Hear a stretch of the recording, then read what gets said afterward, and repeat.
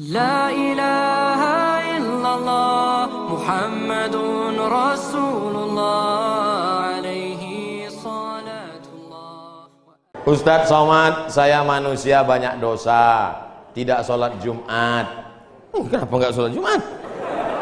Man tarakal jumu'ata salasa marratin, siapa yang nggak sholat Jumat 3 kali berturut-turut, tahawunan, bukan karena sakit, bukan karena darurat, tapi karena menyepelekan panggilan Allah, taba'allahu ala qalbi, Allah mengunci pintu hatinya. Kalau sudah hati terkunci, telinga tersumbat, mata tertutup, khatamallahu ala qulubihim wa ala sam'ihim wa ala absarihim ghishawah.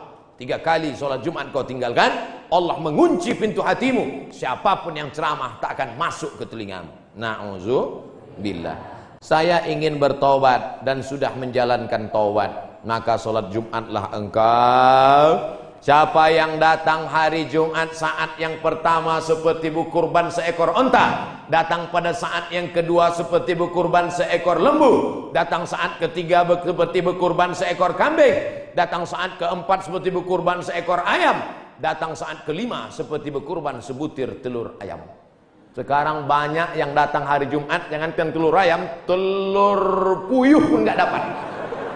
Datangnya kapan? Ketika khotib sudah naik ke atas mimbar, jamaah Jumat yang dimuliakan Allah, baru dia datang. Terlambat, udah terlambat sholat sunat lagi. Allahu Akbar. Pakai baju kaos tertulis, emang masalah buat lo. Orang kalau taubat itu malu sama dosa-dosa masa lalu, bukan bangga. Ini banyak juga orang udah taubat. Ustaz Somad, saya ini baru hijrah. Dulu semua saya minum, semua narkotika saya pakai. Ente taubat apa sombong?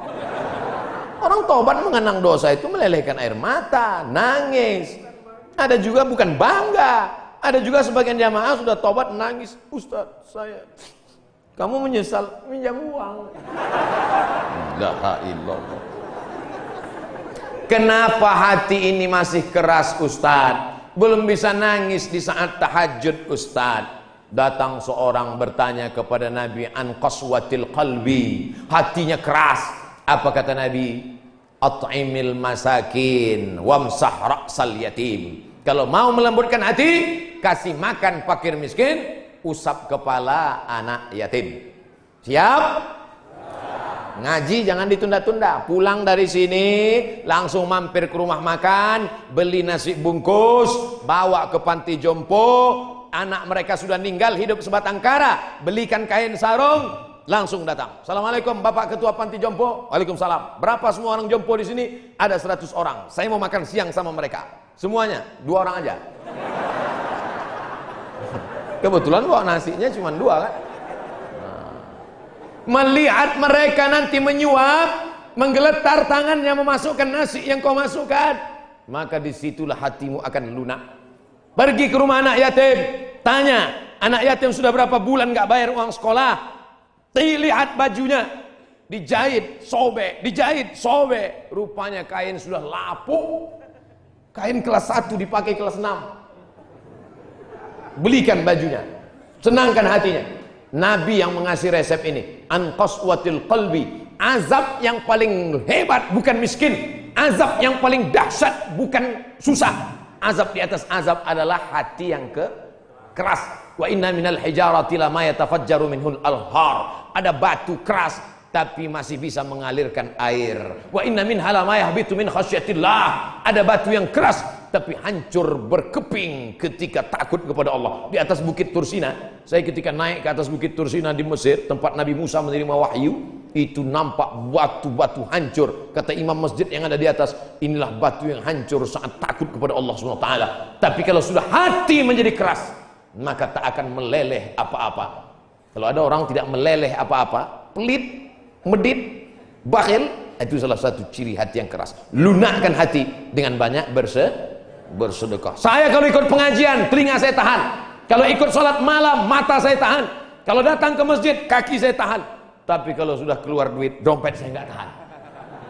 Banyak orang ketika keluar, Alhamdulillah masjid ini adalah wakaf orang-orang baik di Panyawangan, di Jawa Barat. Ternyata orang-orang Sunda, orang-orang Jawa Barat ini berwakafnya tidak tanggung-tanggung, langsung satu masjid. Mudah-mudahan akan banyak wakaf-wakaf yang lain insyaallah. Amin. Sekarang banyak juga orang berwakaf. Ustaz Somad, itu tanah saya wakafkan. Mantap. Begitu diurus di Badan Pertahanan Nasional, rupanya suratnya 5. Kenapa kau wakafkan tanah bermasalah? Karena bermasalah, itulah saya wakafkan Ustaz. Na'udzubillah.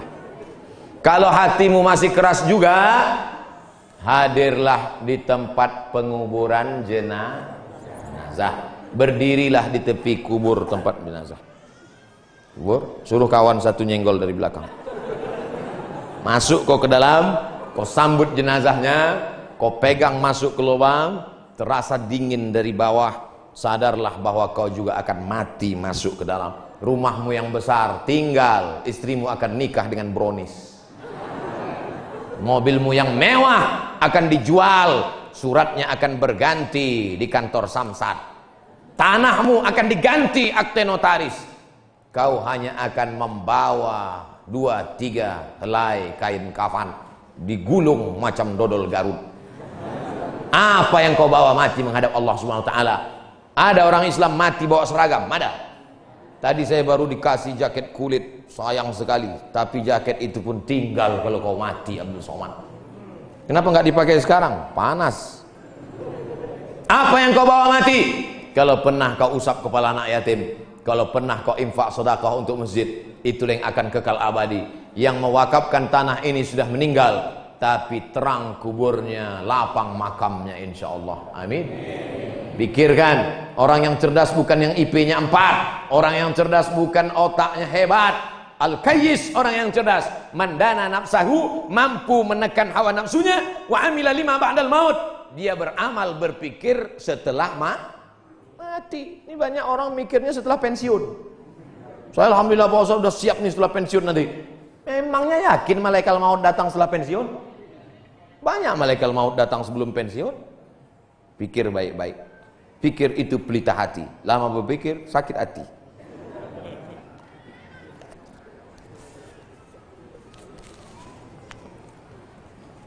Bagaimana kita bisa membedakan musibah, cobaan, bencana, atau azab? Seperti ujian dosen. Misalnya virus corona yang sedang merebak sehingga dampaknya pada kaum muslimin, khususnya muslimin di Indonesia yang tidak dapat melaksanakan ibadah umroh. Pertanyaan dari Bapak Ridwan Ahmad Faizin Emrian Abidin Bandung. Ternyata ini pertanyaan kolektif. Misalnya saya demam. Dari mana saya bisa membedakan demam saya itu menghapus dosa, atau demam laknat, atau demam ujian iman, atau demam itu dari mana saya bisa tahu? Oh, kalau demamnya cuman 36 derajat Celcius itu menghapus dosa. Kalau 40 derajat itu laknat. Kalau 100 derajat kebakaran. Di mana kita bisa tahu? Tidak ada yang bisa membedakannya kecuali introspeksi diri. 1. La yusibul mu'min min nasabin wala wasabin wala saqamin wala syaukin yastakuha.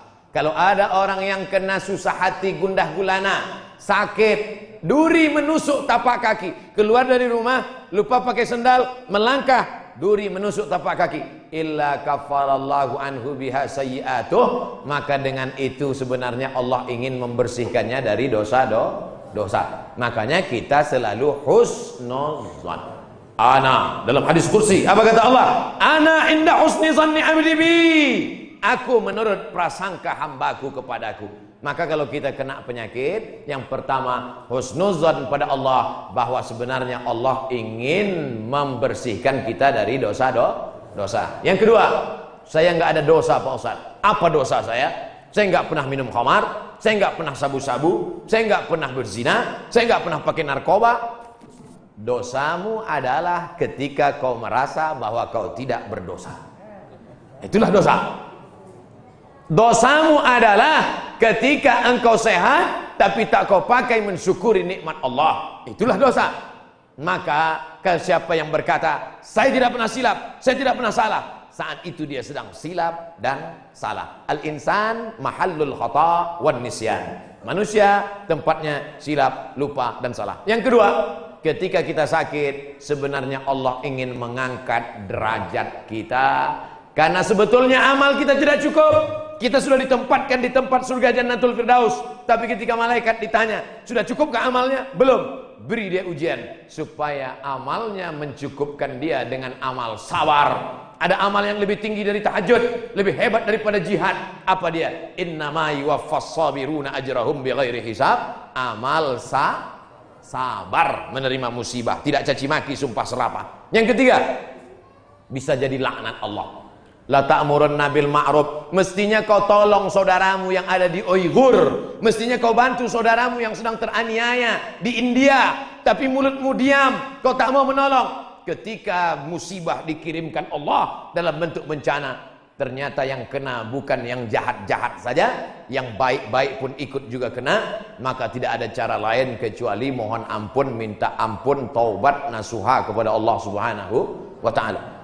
Oleh sebab itu maka yang bisa membedakannya hanya Allah, dan kita hanya berhusnuzon kepada Allah Subhanahu wa ta'ala. Bagaimana cara membentengi bencana yang semakin banyak akhir-akhir ini? Itulah yang udah aku ceramahkan tadi.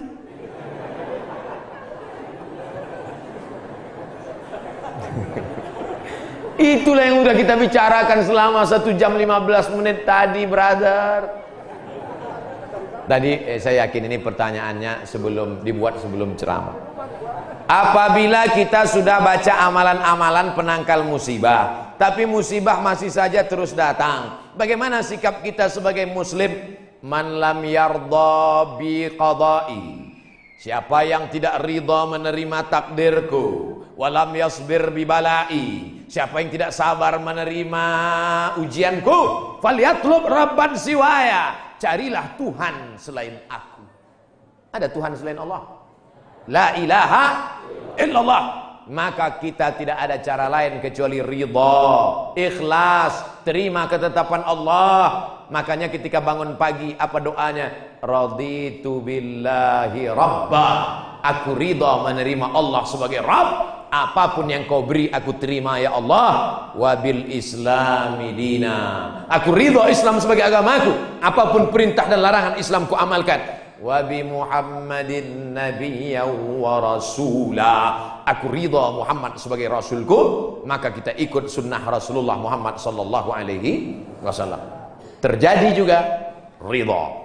Tapi kalau terjadi karena kurang usaha, hukum sebab akibat.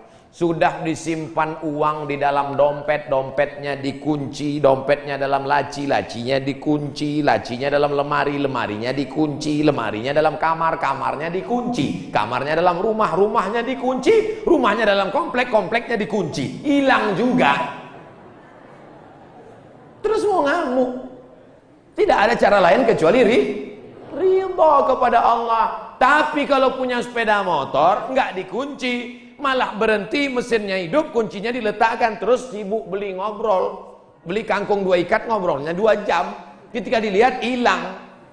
Terus ketika hilang suaminya nanya, mana motor kita? Ridho mas. Itu bukan ridho, goblok. Mohon maaf, saya keceplos. Oleh sebab itu maka tetap ada Ahlus Sunnah wal Jamaah mengajarkan kita ada namanya al-kasbu wal ikhtiar. Bahasa kitanya namanya usaha. Kalau pemerintah menyuruh pakai masker, usaha.